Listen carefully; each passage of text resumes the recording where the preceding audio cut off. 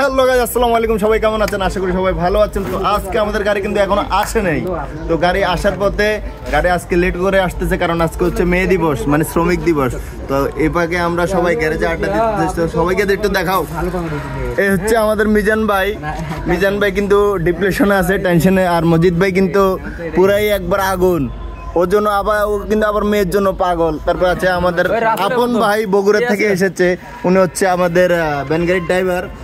আবার এর মধ্যে আবার আরেকজন আছে আমাদের হচ্ছে কি নাম ভুলে গেছি তো, মাসুদ ভাই। মাসুদ ভাই কিন্তু আবার ক্যামেরার সামনে আসতেছে না।